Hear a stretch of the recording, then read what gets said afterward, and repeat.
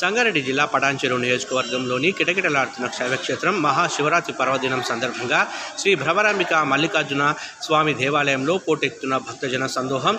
శ్రీ భ్రమరాంబిక మల్లికార్జున స్వామి వారిని దర్శించుకుని ప్రత్యేక పూజలు నిర్వహించిన ఎమ్మెల్యే గూడెం మహిపాల్ రెడ్డి దంపతులు, పటాన్చెరు కాంగ్రెస్ పార్టీ ఇన్ఛార్జ్ కాటా సుధా శ్రీనివాస్ గౌడ్ స్వామివారికి అభిషేకాలు, ప్రత్యేక పూజలు నిర్వహించారు. ఈ సందర్భంగా ఆలయ కమిటీ చైర్మన్ సుధాకర్ యాదవ్ మాట్లాడుతూ, శివరాత్రి పర్వదినాన్ని పురస్కరించుకొని ఉత్సవాలు ఘనంగా నిర్వహిస్తున్నామని, భక్తులకు ఎలాంటి అసౌకర్యం కలగకుండా అన్ని ఏర్పాట్లు పూర్తి చేశామని అన్నారు. స్వామివారి కరుణా కటాక్షాలు ఈ ప్రాంత ప్రజలపై ఎల్లప్పుడూ ఉండాలని కోరుకుంటున్నానని అన్నారు. శ్రీ భ్రమరాంబిక మల్లికార్జున స్వామి దేవస్థానం బీరంగూడ గుట్ట మున్సిపాలిటీ సంగారెడ్డిలో మరి యొక్క భ్రమరాంబిక మల్లికార్జున స్వామి ఉదయం 2 గంటల నుంచి అభిషేకాలు మొదలయ్యాయి.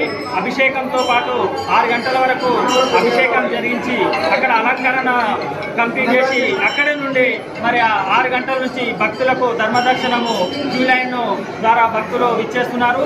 మరి భక్తులకు ఎలాంటి అసౌకర్యం కలగకుండా అన్ని ఏర్పాట్లు మా యొక్క దేవాదాయ శాఖ నుంచి మా యొక్క కమిటీ తరఫున ఇక్కడ అన్ని ఏర్పాటు చేశాము. క్యూ లైన్లో ఉన్న భక్తులకు వాటర్ సప్లై కానీ, ఇక్కడ వాళ్ళకి ఎలాంటి హెల్త్ ఇష్యూస్ ఉన్న డాక్టర్స్ కానీ, హాస్పిటల్స్ కానీ, మిగతా పార్కింగ్ విషయంలో కానీ ఇలాంటి మేము వారం రోజుల నుంచి దగ్గరుండి ఈ కార్యక్రమాలన్నీ ఏర్పాటు చేయడం జరిగింది. భక్తులు వచ్చి స్వచ్ఛందంగా వచ్చి దర్శనం చేసుకొని వారు దేవుని ప్రార్థించుకోవచ్చని ఎన్ని లక్షల మంది భక్తులు రావచ్చు? వాళ్ళకి ఏ రకమైన ఏర్పాట్లు చేస్తున్నారు? మరి ఈరోజు శివరాత్రి ఉపవాస దినం కాబట్టి ఈరోజు 3 లక్షల దాకా భక్తులు విచ్చేస్తారు. మరి రేపు కళ్యాణం ఉంటుంది.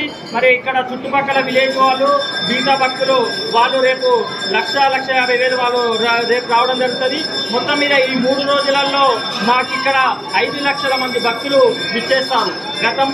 గత సంవత్సరం కూడా మాకు 5 లక్షల మంది విచ్చేశారు. ఇంకా ఈసారి ఎక్కువనే రాగలుగుతారని మేము అనుకుంటున్నాం.